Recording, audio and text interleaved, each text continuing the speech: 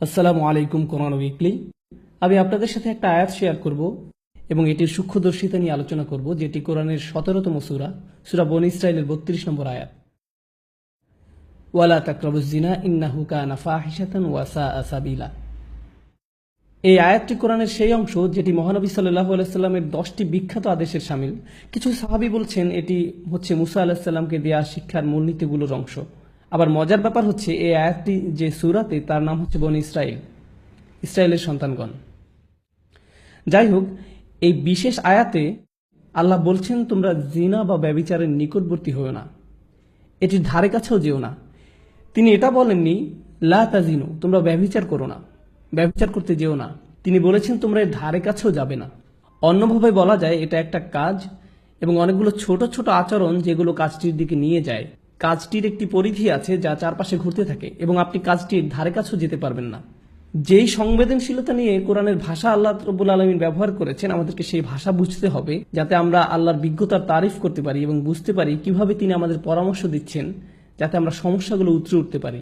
আল্লাহ আযজা ওয়া জাল্লা আমাদেরকে বলছেন কিছু কাজ আছে যা করা হারাম নয়। আপনি এই কাজগুলোর দিকে আঙুল উঠিয়ে বলতে পারবেন না যে এই কাজগুলো করা ভুল, কিন্তু যখন আপনি এইসব কাজে যুক্ত হয়ে পড়বেন তখন মহাকর্ষীয় ক্ষেত্রের একটা টান অনুভব করবেন, যেটা আস্তে আস্তে একটু একটু করে আপনাকে অবশেষে হারাম কাজের দিকে টেনে নিয়ে যাবে এবং অবশেষে কাজটা আপনাকে দিয়ে করাবে। আপনারা জানেন, শয়তানের বিষয়ে আমরা একটা জিনিস জানি। আমি লক্ষ্য করেছি যে শয়তান অত্যন্ত দূরদর্শিতা সম্পন্ন। সে একবারে আপনাকে ধরে না, সে আপনার কাছে আসবে এবং আস্তে করে আস্তে করে একটু একটু একটু একটু করে আপনাকে পথভ্রষ্ট করবে, যতক্ষণ না পর্যন্ত আপনার চরিত্র নষ্ট করতে পারে। শয়তান আপনার কাছে একবার এসেই আপনাকে দিয়ে খারাপ কিছু করাতে পারে না।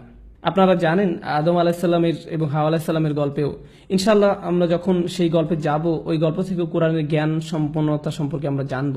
যেভাবে শয়তান অগ্রসর হয়েছিল, সূরাতুল আরাফে এটি বলা হয়েছে, শয়তান অবিরামভাবে সেটা একবারে করেনি। ধরুন শয়তান আসলো এবং বলল, হেই দেখো গাছটা কি চমৎকার, তাই না? এরপর সে চলে গেল। না না না না, সে এমনটা করেনি। সে চরমভাবে নিরন্তর ছিল। সে একটু একটু করে পথভ্রষ্ট করেছিল এবং তাদের মনের মধ্যে এমন এক ধারণা গেঁথে দিয়েছিল যতক্ষণ না তারা মনে করেছিল এটা তাদেরই অভিপ্রায়।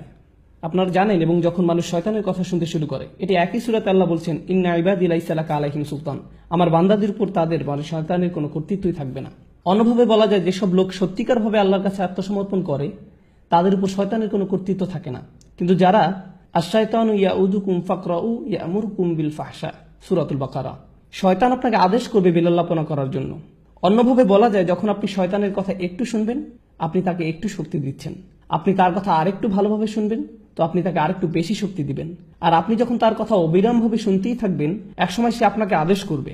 আপনি নিজেকে এমনভাবে বলবেন যে আমি আমার নিজেকে সাহায্য করতে পারছি না, আমি এটা জানিও না, আমি জানি না কি করে আমি কম্পিউটার বন্ধ করব, আমি জানি না কিভাবে প্রতি রাতে এটা হয়ে যায়, আমি জানি না কিভাবে আমি ওইখানে ওই চ্যাটগুলো করি, আতঙ্ককর ওয়েবসাইটগুলো লগ ইন করি, আমি এইসব কেন করছি, লিফটে অথবা যখন আমি রাস্তা হেঁটে যাই কেন আমার চোখ আমি নামিয়ে রাখতে পারি না, আমি নিজেকে সাহায্য করতে পারছি না, আমি জানি না কি করা উচিত। আর আপনি জানেন শয়তান আঁকড়ে ধরে, বেশ শক্তভাবে আঁকড়ে ধরে, বদ অভ্যাসযুক্ত চক্রের মধ্যে আপনাকে টেনে নিয়ে যাবে। আমরা বলতে পারি এটা আস্তে আস্তে খারাপ, আরো খারাপ, আরো খারাপ এবং অধিকতর খারাপের দিকে টেনে নিয়ে যায়। আপনি যদি এটা স্বীকার না করেন তাহলে এটা অধিকতর খারাপের দিকে যায়, আর এটা আপনার আত্মা একদম ধ্বংস করে দেয়। আল্লাহর সাথে আপনার সম্পর্ক নির্ভর করে আপনার অন্তর কতটা পরিষ্কার তার উপর। যতবার আপনি অশ্লীলতায় উদ্ভাসিত হন, আপনার অন্তরের উপর আরো ময়লা, আরো অন্ধকার, আরো আবরণ ঢালতে থাকে এবং ঢালতেই থাকে, যতক্ষণ পর্যন্ত না আপনি আল্লাহর কথা শুনবেন কিন্তু আপনার চোখে এক ফোঁটা পানিও আসবে না। এটা আসবে না কারণ আপনার হৃদয় এতই কঠিনে পরিণত হয়েছে যে আপনি যত অনাবৃত অবস্থা দেখেছেন, যত পাপ করেছেন চোখ দিয়ে সবসময়, আর আপনি এটার গুরুত্বও দিচ্ছেন না। আপনারা জানেন একটা সুন্দর হৃদয় যন্ত্রণাগ্রস্ত হয় যখন অসমীচীন কিছু একটা দেখে যা আল্লাহর নির্দেশের সাথে সামিল নয়। এটা আকর্ষিত হয় না, বরং যন্ত্রণাগ্রস্ত হয়। অবিলম্বে তার বিবেক চাঙ্গা হয়ে ওঠে, অস্থিরতা বন্ধ হয়ে যায়। যখন আপনার এরকম হৃদয় থাকবে, এরকম অবস্থায় যাবেন, আপনি নিজেকে নিয়ন্ত্রণ করতে পারবেন। এগুলোর মধ্যে ভালো কিছুই খুঁজে পাবেন না, আপনার এমন কোনো অনুভূতিই হবে না। আপনার এই অনুভূতিও হবে না যে এটা ভুল। যেটা হবে, আপনি কোনো বোনের দিকে তাকানোর আগে তার আশেপাশে দেখবেন যে অন্য কেউ তাকে দেখছে কিনা, এবং তারপর আপনি ভালো দৃষ্টি নিয়ে তাকাবেন। দেখবেন যে আল্লাহর ভয় একদমই নেই। একমাত্র যে ভয়টা আছে সেটি হলো পাপের ভয়। পাপ ছাড়া আর কোনো ভয়ই নেই। কি ভীষণ অতিমানবিক অবস্থা এটি। আল্লাহ বলছেন ইয়ালামু খাইনাতাল আয়ুনু ওয়া মা তুখফিস সুদূর। তিনি জানেন চুরি করে তাকানো, একটু এদিক সেদিক তাকানো, তিনি এটা জানেন। আপনার একটু চাহনি, আপনার তাকানোর মানে কি, এবং তিনি জানেন আমাদের বক্ষস্থল কি লুকিয়ে রাখে। আপনারা কি জানেন আমি এই বিশেষ আয়াতটি কেন আলোচনা করছি? তোমরা জিনার নিকটবর্তী হও না, ইন্নাহু কানা ফাহিশাতান। এটা সবসময় একটা অস্থিরতা, বেলাল্লাপনা, অশ্লীল কাজ। ওয়াসাআ সাবিলা, একটা ভয়ঙ্কর পথ। আল্লাহ এটাকে একটা পথ হিসাবে বর্ণনা করছেন, ভয়ঙ্কর পথ। পথে পদক্ষেপ থাকে, ঠিক? পথ মানেই পদক্ষেপ। আপনাকে শনাক্ত করতে হবে আপনি কোন পদক্ষেপ নিচ্ছেন। এই পদক্ষেপ নিতে আপনাকে কি করতে হচ্ছে? আপনারা জানেন প্রত্যেকটা কাজের কিছু প্রক্রিয়া থাকে, কিছু চক্র থাকে। স্কুলের পরে আপনি কয়েক ঘন্টা সময় পাচ্ছেন আপনার পিতামাতা বাসায় ফেরা পর্যন্ত। আপনারা জানেন আপনি কিছু বন্ধুর সাথে ঘুরছেন যাদের কোনো মান নেই। প্রত্যেকটা সময় আপনাকে শনাক্ত করতে হবে কোন কাজগুলো আপনাকে পাপের দিকে টেনে নিয়ে যায়। আমাদের গোড়া থেকে এগুলো কেটে ফেলতে হবে। আমাদেরকে এই পথে গা ভাসিয়ে দেওয়া বন্ধ করতে হবে। ওয়াসাআ সাবিলা। আমার কাছে এই আয়াতের অসাধারণ দিকটি কি জানেন? যেভাবে এটি সম্পৃক্ত করা হয়েছে। এই আয়াতের পরে আল্লাহ তাআলা বলছেন, তোমরা মানুষ হত্যা করো না। ওয়ালা তাকতুলুন নাফসাল্লাতী হারামাল্লাহু ইল্লা বিল হক। তোমরা নির্দোষ মানুষকে হত্যা করো না। আল্লাহ জিনাকে প্রথম অপরাধ হিসাবে উল্লেখ করেছেন এবং হত্যাকে দ্বিতীয় অপরাধ হিসেবে। আপনি কি চিন্তা করতে পারছেন?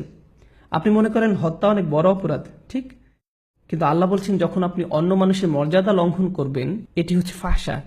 আপনি যখন মানুষকে নিয়ে এভাবে চিন্তা করবেন তখন আপনি নিজের এবং তার মর্যাদা লঙ্ঘন করবেন। আমরা যদি কাউকে হত্যা করি, আমরা তাকে শারীরিকভাবে হত্যা করি। আপনারা জানেন তার বেঁচে থাকার অধিকার লঙ্ঘন করি। আর ওটা হচ্ছে আত্মার হত্যা, ফাহশা। আর এটি হচ্ছে শারীরিক হত্যা, ফাতর। দুই রকমের হত্যা রয়েছে। তাই আল্লাহ তাআলা আত্মার হত্যার কথা প্রথমে বলেছেন। আমাদের সবার মান এত নিচে নেমে গিয়েছে যে একটা নতুন সিনেমা মুক্তি পেলে আপনি হয়তো অনেকগুলো ট্রেলার দেখে ফেলেছেন আর নিজেকে বলছেন, এখানে মাত্র একটা খারাপ দৃশ্য আছে। ব্যাপার না, এটি একটি PG-13। যেটা আগে PG-13 হওয়ার কথা ছিল, এখন সেটা PG। কাজে সব জায়গায় অশ্লীল দৃশ্য। এবং যে আত্মার মূল্য আমরা হারিয়ে ফেলেছি তার প্রতি আমাদের যত্নবান হওয়া উচিত। এটা আমাদের নামাজের উপর প্রভাব ফেলছে, দোয়ার উপর প্রভাব ফেলছে, আমাদের চরিত্রের উপর প্রভাব ফেলছে, এটা আমাদের পরিবারের উপর প্রভাব ফেলছে। এবং আমরা গুরুত্বও দিচ্ছি না। আমরা মনে করি এটাই জীবন, আমাদের সময়ের সাথে তাল মিলিয়ে চলছি। ঠিকই আছে, সবাই একই কাজ করছে, আমরা কি করতে পারি? তাই আপনি যেসব ছবি ফেসবুকে পোস্ট করছেন তার গুরুত্ব দিচ্ছেন না। আমি ফেসবুক ব্যবহার করা বন্ধ করে দিয়েছি। আমি বলছি না যে ফেসবুক ব্যবহার করা হারাম, আমি ব্যক্তিগতভাবে এটা ব্যবহার করতে পারছি না। আপনারা জানেন আমি এটা ব্যবহার করি না। আমি সামাজিকীকরণের জন্য কিছু একটা পোস্ট করলাম, কোনো ঘোষণা কিন্তু কিছু একটা শেয়ার করলাম, কিন্তু কিছু জিনিস দেখে আমি খুব মর্মাহত হয়েছি যে আপনি কিভাবে এটা করতে পারেন। আপনি একজন মুসলিম এবং কিভাবে আপনি এই ধরনের ছবি পোস্ট করতে পারেন? নিজের মর্যাদা নিজেই রাখুন, নিজের পরিবারের মর্যাদা বজায় রাখুন, নফসকে নিয়ন্ত্রণ করুন। চোখ দিয়ে তাকানো, চোখের জিনা থেকেই বাকি সব শুরু হয়। অন্য সবকিছু এখান থেকে শুরু, অন্য সবকিছুই চোখের জিনা থেকে শুরু। ইনশাআল্লাহ তাআলা আমি আপনাদের সাথে এই বিষয়ে ছোট ছোট টুকিটাকি কোরআন থেকে এই বিষয়ের উপর কিছু সংযুক্ত আয়াতের অংশ নিয়ে আরেকদিন আলোচনা করব।